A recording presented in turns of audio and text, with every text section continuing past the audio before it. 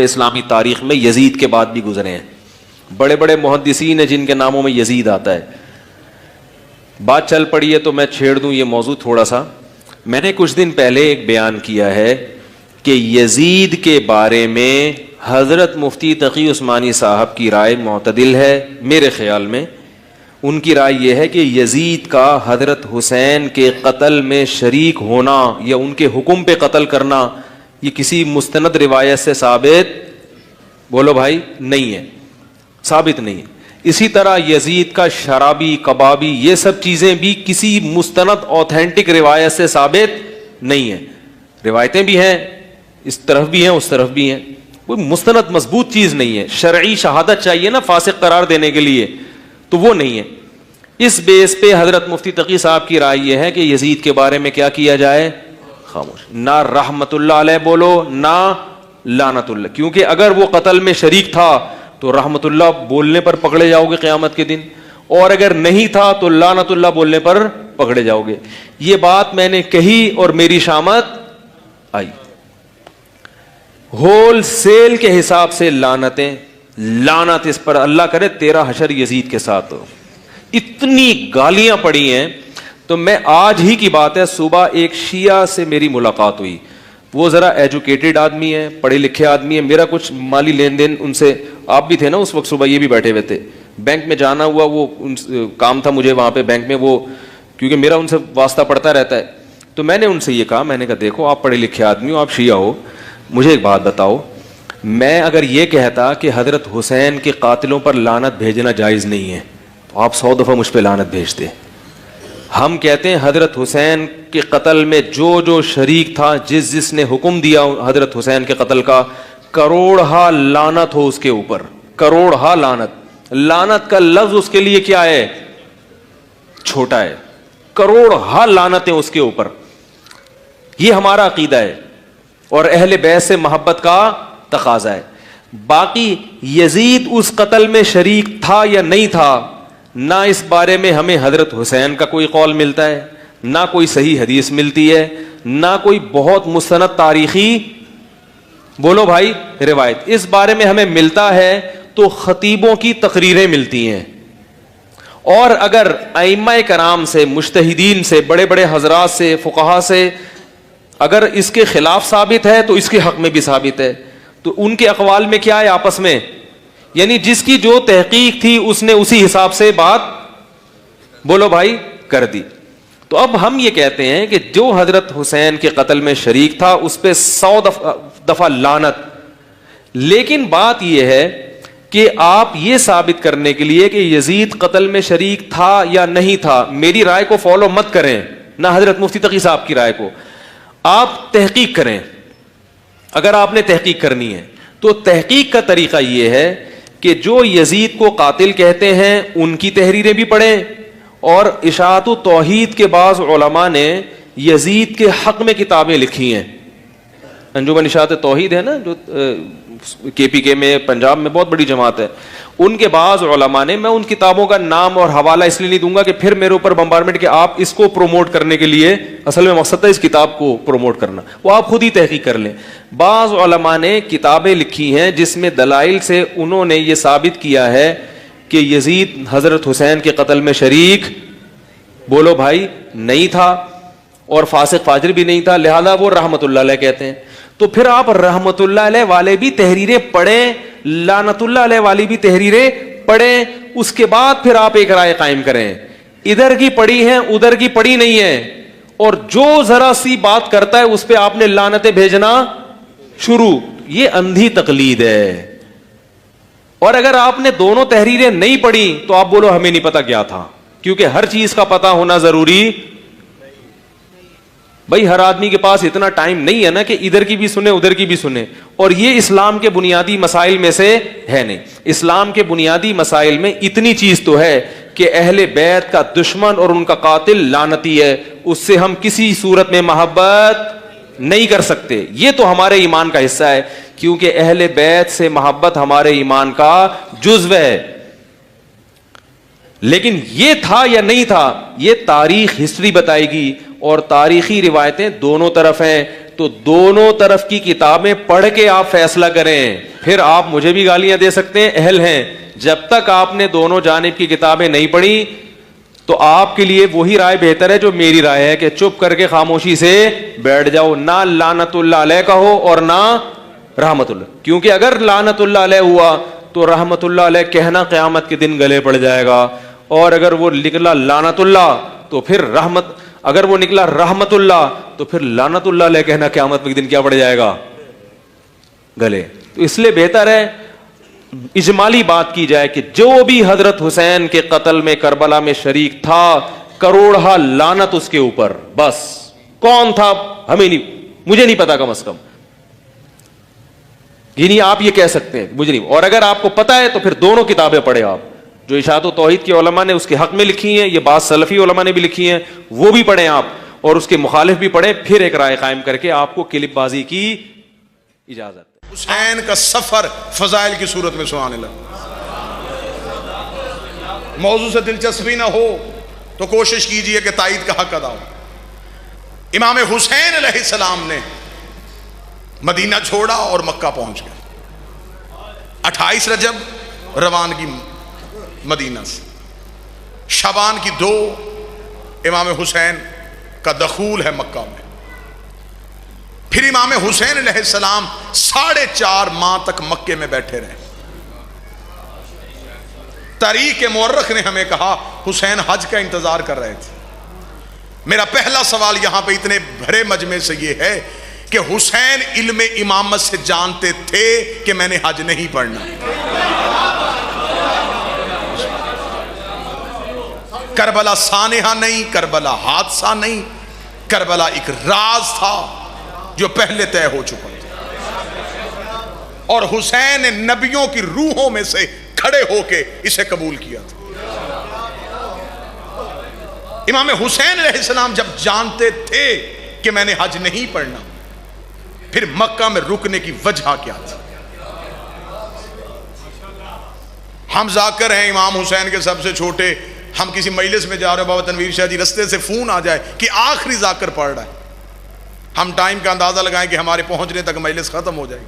ہم وہ سفر نہیں کرتے کہ جس مقصد کے لیے جا رہے ہیں جب وہ مقصد ہی نہیں ہوگا پھر جانے کا فائدہ. اس کا مطلب ہے کہ مجھ جیسا کم علم بغیر مقصد کے سفر نہیں کرتا. بات آپ نے پھر سر سے گزاری, میں پھر جملہ دہرانے لگا. مجھ جیسا کم علم بغیر غرض کے, بغیر مقصد کے سفر نہیں کرتا. امام حسین جب جانتے تھے کہ حج نہیں پڑھا جائے گا, پھر مکہ میں رکنے کی وجوہات کیا تھی؟ بسم اللہ سرکار. میں وہ وجہ پڑھنا چاہتا ہوں, اہداف پڑھنا چاہتا ہوں, مقصد حسین پڑھنا چاہتا ہوں, قیام حسینی کے مقاصد پڑھنا چاہتا ہوں. امام حسین علیہ السلام بابا جی مکہ میں بیٹھے, وجہ کیا تھی؟ اتنا کمزور کر دیا گیا تھا امامت کے عہدے کو, اتنا کمزور کر دیا گیا تھا کہ امت یہ سمجھتی تھی کہ اگر دین میں حجت نہ بھی ہو تو دین چل سکتا ہے. انہوں نے خلافت امامت کے علاوہ دے کے انہوں نے کہہ دیا اگر خلیفہ امام کے بغیر بن سکتا ہے تو دین بھی امام کے بغیر چل سکتا ہے. اتنا دنیا حجت کہ اطاعت سے محروم ہو گئی تھی کہ مولا علی کو 19 رمضان کو کوفے کی مسجد میں ضرب لگی, اور لوگ یہ سوال کر رہے تھے کہ علی مسجد میں کیوں گئے تھے؟ کیا علی نماز پڑھتے تھے؟ اتنا امت کو دور کر دیا گیا تھا امامت سے. یہ تمہید ذہن میں رکھیے گا تاکہ میں اہداف حسین پڑھ سکوں. امام حسین مکہ بیٹھ گئے تاکہ امام حسین بتائیں کہ امامت میں کتنا اختیار ہے. اور یہ بھی میری قوم کے نوجوان یاد رکھیے گا, جو امام حسین مکہ میں بیٹھے کہیں خیمے لگا کے, کہیں کیمپ لگا کے, کہیں کرائے کے گھر لے کے, کسی مسلمان کے مہمان بن کے نہیں, جتنی دیر مکہ رہے اپنی نانی خدیجہ کے محل میں رہے. مکہ میں لوگوں کے کچے گھر تھے, بی بی کا محل تھا. حسین نے جا کے وارث بن کے دروازہ کھولا. اگلی سطر پہ ہر بندہ نہیں بولے گا، وارث بن کے دروازہ کھول کے حسین نے مکہ میں اعلان کروایا، جو کوئی خدیجہ جیسی سخاوت دیکھنا چاہتا ہو آئے اسی بی بی کا بیٹا اسی گھر میں موجود۔ 1057 خطبے تاریخ عرب نے لکھے جو امام حسین نے مکہ موجودگی میں دیے۔ اب انتظار کر رہے تھے امام حسین حج کا، کہ حج میں لوگ پوری دنیا سے اکٹھے ہوں گے۔ یاد رکھیے گا وہ دور میڈیا نہیں، ایک خبر دوسرے کونے تک پہنچنے کے لیے سالوں درکار تھے۔ یعنی کہ واقعہ کربلا 3-4 سال بعد لوگوں کو پتا چلا کہ امام حسین شہید کر دیے گئے۔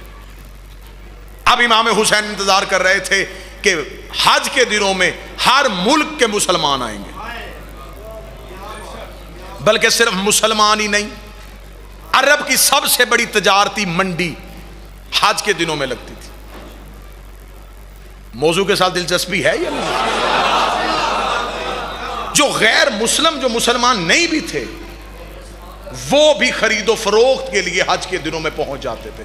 حدود حرم میں داخل نہیں ہوتے تھے، لیکن مکہ شہر میں وہ موجود ہوتے تھے۔ اب جو بندہ یمن سے چلتا تھا حج کے لیے، وہ کوشش کرتا تھا کہ میں یمن سے یمن کی چادریں لے جاؤں، وہاں رش ہوگا، وہاں میں یہ چادریں بیچوں گا، میرا رستے کا خرچ نکل آئے گا۔ مصر کے لوگ مصر کی جنس لے کے آتے تھے، ترکی کے لوگ ترکی کی جنس لے کے آتے تھے۔ اس طرح حج کے دنوں میں بہت بڑی تجارتی منڈی لگ جاتی تھی۔ امام حسین انتظار کر رہے تھے کہ حج کا رش ہو۔ جو ہی حج کا رش بڑھتا گیا، حسین مطمئن ہوتے گئے۔ جب مکمل حج کا رش بڑھ گیا، اب حسین ابن علی کتابیں کہتی ہے، تاریخ عرب سے پڑھو، انوار النعمانیہ سے، امام حسین علیہ السلام مکہ میں اپنی نانی کے گھر سے نکلتے ہیں، پیچھے امام حسین کا لشکر ہے، امام حسین نے احرام تو باندھا ہوا ہے، امام حسین لبیک اللہم لبیک کہتے ہوئے کعبہ کی طرف آ رہے تھے۔ شاید کوئی سننے والا کان ہوتا، اس وقت کعبہ لبیک یا حسین کہہ رہا تھا، لبیک اللہم لبیک کی صدائیں دیتے ہوئے حسین ابن علی خانہ کعبہ کے قریب پہنچے۔ امام حسین نے طواف شروع کیا، امام حسین طواف کرتے ہوئے اپنے آخری چکر کے قریب پہنچے، یا حسین نے اشارہ کیا، عباس ابن علی ابو الفضل عباس حسین کے دائیں کاندھے کے قریب آ گئے۔ حسین نے عباس کے کاندھے پہ ہاتھ رکھ کے کہا، عباس میرے لشکر کو بتا دو اگلا طواف ہم عمرے کی نیت سے کریں گے اور یہیں ہم اپنے احراموں کو کھول دیں گے۔ عباس نے ایک بار بھی نہیں پوچھا کہ مولا حج کیوں نہیں پڑھنا، ہم تو حج پڑھنے آئے تھے، کیونکہ عباس جانتے تھے کہ کعبے کے چکر لگانے کو حج نہیں کہتے، حسین کی اطاعت کو حج کہتے ہیں۔ عباس ابن علی نے حسین کے سارے لشکر کو بتا دیا کہ حسین مالی کہہ رہے ہیں اگلا طواف عمرے کی نیت سے ہوگا۔ ادھر حسین نے اگلا طواف کیا، حسین نے اپنے احرام کو کھولا، حسین کا احرام کو کھولنا تھا۔ مسلمانوں کے اجتماع نے حج کے رش سے حسین کو نکلتے دیکھا، لوگوں نے ایک دوسرے سے کہا وہ دیکھو حسین تو جا رہے ہیں، وہ دیکھو فرزند رسول تو جا رہا ہے، وہ دیکھو حسین تو جا رہے ہیں۔ ادھر حسین حدود کعبہ سے نکلے، حسین کے نوکر نے حسین کا رہوار آگے کیا، حسین رہوار کی زین پہ آئے، حسین کا گھوڑا چلنا شروع ہوا، مسلمانوں کا رش پیچھے پیچھے چلا۔ حسین چلتے چلتے اس مقام پہ چلے گئے جہاں پہ نبی نے غدیر کے چوک پہ پلانوں کا منبر بنا کے علی کی ولایت کا اعلان کیا تھا، اسی جگہ پہ کھڑے ہو کے حسین اپنے مرتجز پہ کھڑے ہوئے۔ حسین نے کہا تم حج کیوں نہیں پڑھے، میرے پیچھے کیوں آ رہے ہو؟ انہوں نے کہا حسین ہم تم سے پوچھنے جا رہے ہیں کہ آپ کہاں جا رہے ہیں۔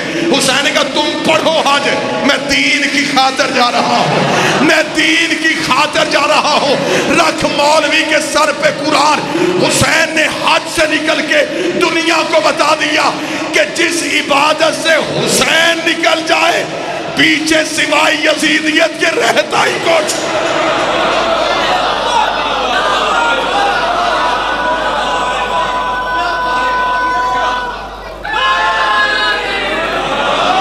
حسین نے کہا تم پڑھو حج، میں دین کی خاطر جا رہا ہوں۔ یہ لفظ میں نہ دکھا سکوں، میں اپنی گردن کا لہو دوں۔ حسین نے کہا میں دین کی خاطر، حکومت کی خاطر نہیں، اقتدار کی خاطر نہیں، خلافت کی خاطر نہیں، امامت کی خاطر نہیں، دین کی خاطر جا رہا ہوں۔ اس کا مطلب اب حسین جو کعبہ سے جا رہے ہیں، یہ حسین نہیں جا رہا،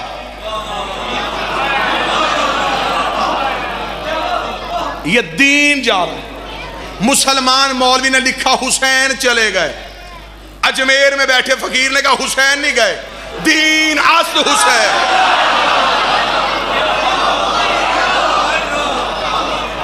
وہ جو چلا گیا وہ حسین نہیں تھا، وہ دین تھا۔ اب پچیتی ذمہ دار بندے سر پہ قرآن رکھ کے مجھے بتاؤ، دین لے کے تو حسین چلے گئے، پیچھے حج میں کیا رہ گیا تھا؟ حسین نے کہا میں دین کی خاطر جا رہا ہوں۔ اب اگلی سطر ہر بندے کے لیے نہیں، ہر بندہ اگلی سطر کے لیے نہیں، جن کا عرفان بلند ہے، عقیدے کا وضو ٹھیک ہے، وہ اگلی سطر کہنا۔ حسین کعبہ سے کیا لینے آئے تھے؟ حسین کعبے سے کعبے کی روح کو لے کے چلے۔